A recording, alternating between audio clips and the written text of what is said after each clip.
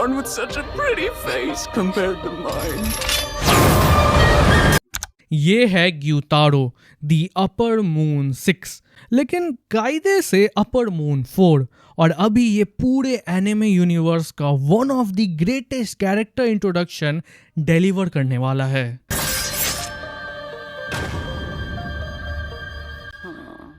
Not bad. I was going in for the kill, you know. ये पूरा scene effortlessly brilliant है और सिर्फ कुछ ही मिनटों में हमें इस एनिमे का one of the greatest villain arc देखने को मिलने वाला है। ना ही कोई ग्रैंड एंट्री, ना ही कोई एक्स्ट्रा बैकग्राउंड म्यूजिक, जस्ट एक भाई अपनी बहन को शांत कर रहा है और ये शो करता है कि हमारे सामने कोई मामूली डीमन नहीं है। लेकिन ऐसा भी क्या है इस पूरे सीन में जो इसे इतना ग्रेट बनाता है?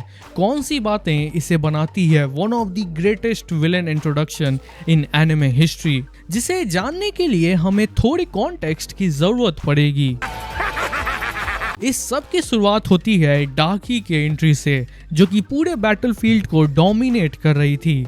Demon slayer mark Tanjiro sun breathing के साथ डाकी से लड़ रहा था, बट स्टिल डाकी उसे ओवरपावर्ड कर रही थी। अब इस पॉइंट तक हमें नहीं पता था कि डाकी एक अपर रैंक 6 नहीं है, और हमें डाउट तक नहीं हुआ क्योंकि जिस तरीके से इसने स्टार्टिंग से ही डोमिनेंस दिखाया है और पूरे बैटलफील्ड पे अपने पावर्स को शो किया है, नो डाउट ये एक अपर रैंक 6 ही लग रही थी। I knew it. जिसके बाद तांजीरो अपने लिमिट और स्टैमिना के बाहर जाके सन ब्रीदिंग को यूज करता है, जिसके कारण डाकी के सारे अटैक्स को काउंटर कर पाता है। लेकिन इतने पावरफुल अटैक्स को काउंटर करने के कारण जब तक वो डाकी के गले तक पहुंचा, वो कोलैप्स कर गया। तांजीरो सांस तक नहीं ले पा रहा था, और ये वो मोमेंट था जब डाकी एक सन ब्रीदिंग यूजर को मारने वाली थी और तांजीरो फाइट बैक तक नहीं कर पाता।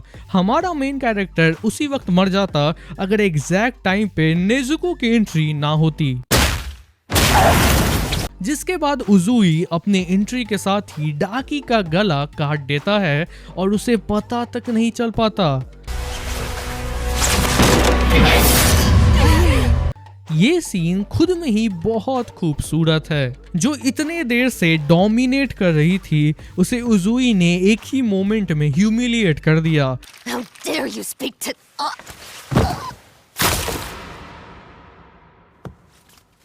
विच शोज कि उजुई कितना ब्रिलियंट है। जिसके साथ ही ये सीन थोड़ा फनी भी है, क्योंकि जिससे फाइट करने में तांजीरो इतना स्ट्रगल कर रहा था, उसे उजुई ने बिना किसी एफर्ट के सर धड़ से अलग कर दिया। इसलिए नहीं क्योंकि उजुई एक हाशिरा है, क्योंकि डाकी तो अभी तक 7 हाशिरास को मार चुकी है, विच शोज कि उजुई किस लेवल का पावर होल्ड कर रहा है। अब ये सीन बहुत ही बेहतरीन है, जहां डाकी अपने घुटनों पे है और उजुई उस पे ध्यान तक नहीं दे रहा।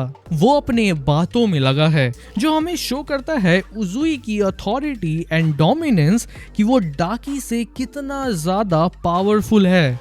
अब इस सीन को मैंने इतना बेहतरीन इसलिए कहा क्योंकि जो आगे आने वाला सीन है वो इसे लिटरली मोहक करेगा। Wait a second. How is she able to talk for this long? Even though she was beheaded, her body hasn't disintegrated. अब इसी को कहते हैं ऑडियंस के इमोशन के साथ छेड़छाड़ करना, जो इस सीन ने बहुत ही बढ़िया तरीके से किया है। सिचुएशन बहुत ही लाइट था, उजुई डाकी का मजाक बना रहा था और डाकी भी वल्नरेबल होके चीख रही थी, और अचानक से उजुई नोटिस करता है कि डाकी की बॉडी सर कटने के बाद भी डिसेंटीग्रेट नहीं हो रही है। इसे कहते हैं एक बेहतरीन स्टोरी टेलिंग। इमोशन को सड़क से उठाकर आसमान पे ले जाना और आसमान से उठाकर वापस सड़क पर लाना। इतना लाइट और normal scene out of nowhere mysterious हो जाता है। जो डाकी की चीख इतने देर से फनी लग रही थी, वो अब डार्क लगने लगी है। उजुई अपने क्लीवर्स को नीचे करता है क्योंकि वो समझ चुका है कि कुछ गड़बड़ है, और वो सराउंडिंग को लिटरली अभी रीड कर रहा है, और खतरा जो भी हो वो उसके लिए रेडी है। This is what we call suspense building, जिसे इस सीन ने बढ़िया से बिल्ड किया है।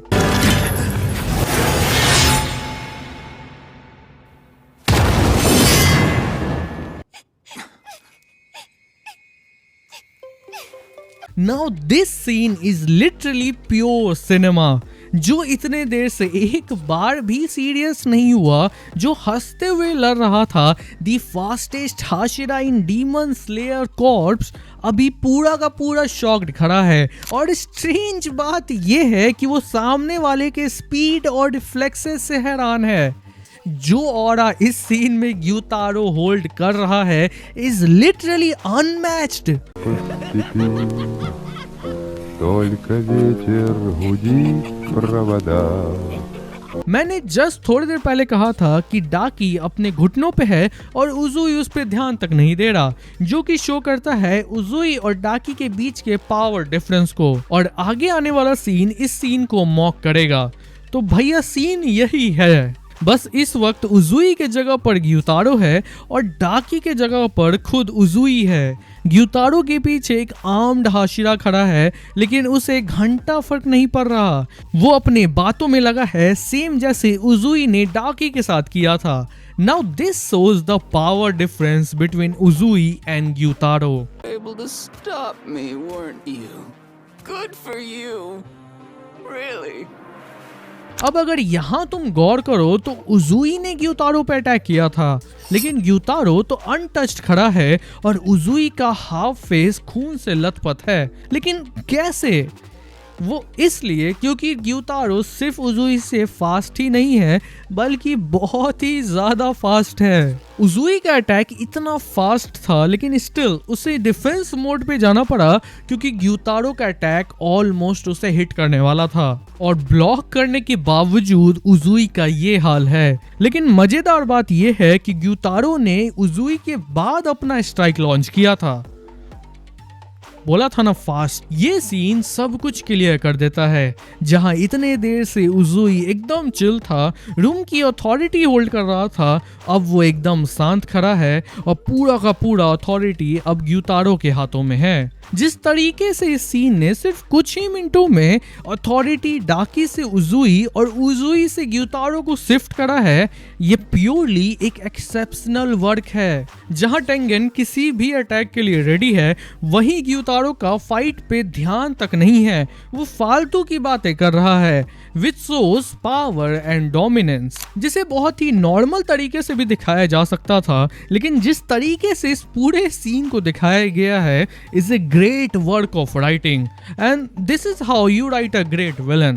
पहला विजिबल अटैक, म्यूजिक और डायरेक्शन सब कुछ एज गुड एज परफेक्ट, और उसके बाद एक ऐसा पर्सपेक्टिव दिखाना जिसे पता ही नहीं है कि अंदर हो क्या रहा है। उसके हिसाब से तो फाइट खत्म हो चुका था, लेकिन अभी एक नया वेपन दिखा और उजुई के ब्लड का स्मेल, जिसका मतलब उजुई अभी इंजर्ड है। अब भले ही हमारा इस पे नजर नहीं गया, लेकिन राइटर हमारे दिमाग के साथ खेल चुका है, क्योंकि कोई भी सीन हम उसके मेन सब्जेक्ट के पर्सपेक्टिव, उसके नजर से देखते हैं, तो भले ही हमें पता है कि अंदर क्या हो रहा है, लेकिन ये बात तानजीरो को नहीं पता, और उसके लिए वहाँ एक मिस्टीरियस प्रेजेंस है जो कि पूरे सीन में एक अलग ही वजन डाल देता है, जिससे हमें वो कैरेक्टर और भी ज्यादा बैडएस और डेंजरस फील होने लगता है, और हमें पता तक नहीं चल पाता कैसे।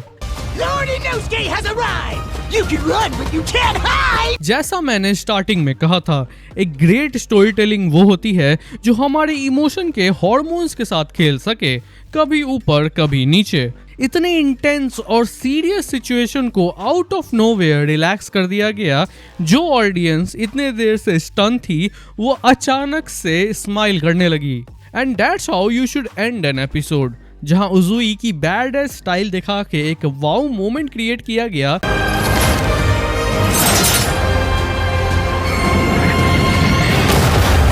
सो डैट भले ही ये प्रूव हो गया कि विलन ज्यादा ही स्ट्रॉन्ग है हीरो से, लेकिन हीरो आसानी से हार मारने वाला नहीं है। अब तुम्हें ये उतना भी इम्पोर्टेंट सीन नहीं लग रहा होगा, लेकिन एक्चुअली में ये है, क्योंकि अगर एपिसोड युतारो के डोमिनेंस पे खत्म कर दिया जाता तो ज्यादा व्हाट इफ क्रिएट नहीं हो पाता, एक सेंस ऑफ फीलिंग रहती कि उजुई तो हारने ही वाला है, just like Rengoku. But and में उजुई को इतना कॉन्फिडेंट दिखा के ये साबित किया गया कि उजुई को हराना इतना भी आसान नहीं है, जिसके कारण एक thin layer of mystery add हो गया और एक्साइटमेंट भी खुद ब खुद क्रिएट हो गई कि आगे होगा क्या। इसलिए ये क्लोजर देना पूरे सीन को एक मास्टरपीस बनाने के लिए बहुत ही ज्यादा इंपॉर्टेंट था, वरना अगर एंडिंग में कुछ झोल झाल हो जाए तो पूरे एपिसोड की लग जाती है। लेकिन इसे क्रिएटर्स ने बहुत ही बखूबी निभाया है। एंटायर डीमन स्लेयर अपने प्लॉट के लिए ट्रोल होती है, लेकिन इसके ऑथर और क्रिएटर्स जानते हैं how to make a masterpiece. उन्हें साइकोलॉजी पता है, उन्हें पता है कि कैसे ऑडियंस के अटेंशन को ग्रैब किया जाता है। वो सिर्फ स्टोरी टेलिंग जानते ही नहीं है, in fact they are god in story telling.